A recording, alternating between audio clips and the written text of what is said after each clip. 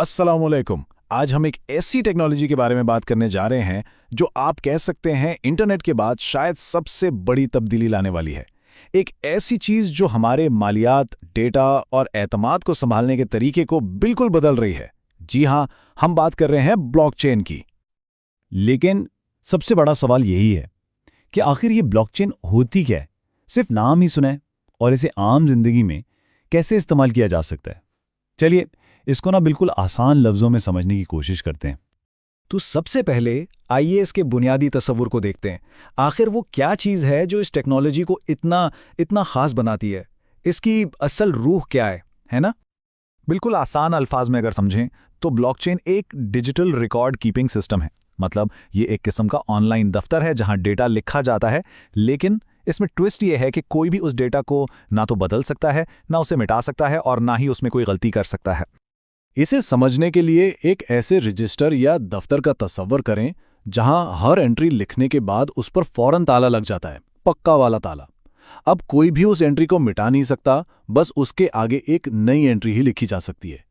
पहले से लिखी हुई चीज पत्थर पे लकीर बन जाती है। अब इस डिजिटल रजिस्टर की 3 बहुत ही ज़बरदस्त खूबियां हैं। पहली, ये गैर मरकजी या डिसेंट्रलाइज्ड है, मतलब इस पर किसी एक शख्स या कंपनी का कंट्रोल नहीं है। दूसरी, ये इम्यूटेबल है, यानी नाकाबिले तब्दीली, जो लिख दिया सो लिख दिया। और तीसरी, और ये सबसे इंपॉर्टेंट है, ये इंतहाई महफूज है। और इसकी वजह भी वही पहली चीज़ है, क्योंकि डेटा दुनिया भर के हज़ारों कंप्यूटर्स पर सेव होता है। किसी एक को हैक करने से काम नहीं चलेगा। अच्छा, अब जब हम इसका बुनियादी कंसेप्ट समझ चुके हैं, चलिए इसको एक बिल्कुल सादा सी मिसाल से देखते हैं। इससे ये वाज़ेह हो जाएगा कि ये टेक्नोलॉजी हमारे अभी के निज़ाम से आखिर मुख्तलिफ कैसे है। देखें, जब कोई किसी को पैसे भेजता है तो आम बैंकिंग सिस्टम में क्या होता है? ये रिकॉर्ड बैंक के मरकजी सर्वर में महफूज हो जाता है ना? लेकिन ब्लॉकचेन में ये ट्रांजैक्शन एक पब्लिक लेजर यानी एक आम बही खाते पर लिखी जाती है। ये एक ऐसी डिजिटल किताब है जिसकी कॉपी नेटवर्क में मौजूद सब लोगों के पास होती है। इससे शफाफियत रहती है कि हाँ भाई, ट्रांजैक्शन हुई है, लेकिन शनाख्त को महफूज रखा जाता है। इसलिए ज़ाती डेटा लीक होने का कोई सवाल ही पैदा नहीं होता। वाह, ये सब सुनने में तो बहुत ही अच्छा लगता है, लेकिन अब सवाल ये उठता है कि इस ज़बरदस्त टेक्नोलॉजी का इस्तेमाल हकीकी दुनिया में आखिर कहाँ-कहाँ हो रहा है? सिर्फ बातें ही हैं या काम भी हो रहा है? इसका सबसे मशहूर इस्तेमाल तो यकीनन क्रिप्टो करेंसी है। बिटकॉइन और इथेरियम जैसी करेंसीज इसी टेक्नोलॉजी पर चलती हैं।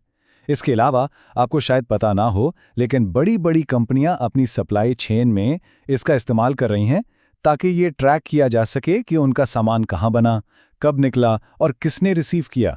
बिल्कुल साफ सुथरा हिसाब। लेकिन इसका इस्तेमाल सिर्फ यहीं तक महदूद नहीं है।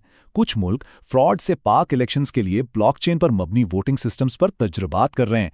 सेहत के शोबे में मरीजों का मेडिकल रिकॉर्ड बहुत महफूज तरीके से स्टोर किया जा सकता है।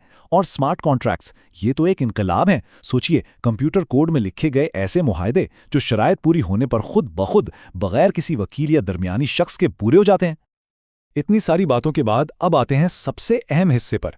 इस टेक्नोलॉजी से आम लोग, खासतौर पर तलबा और कारोबारी अफराद, आखिर कैसे फ़ायदा उठा सकते हैं? मतलब इसमें हमारे लिए क्या है? देखिए, तलबा के लिए ब्लॉकचेन सीखना मुस्तकबिल की एक सुनहरी महारत है। एक ब्लॉकचेन डेवलपर बना जा सकता है या क्रिप्टो करेंसी ट्रेडिंग और NFTs यानी डिजिटल एसेट्स की खरीदो फरोख्त के जरिए कमाई की जा सकती है। इसी तरह कारोबारी अफराद ब्लॉकचेन से अपनी सप्लाई चेन, पेमेंट्स और रिकॉर्ड कीपिंग को ज़्यादा महफूज और शफ्फाफ बनाकर लोगों का एतमाद जीत सकते हैं और अपने काम को बेहतर बना सकते हैं।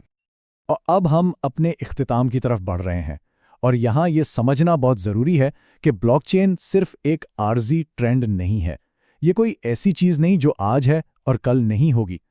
हकीकत ये है कि ब्लॉकचेन सिर्फ एक बज़वर्ड या फैशन की टर्म नहीं है।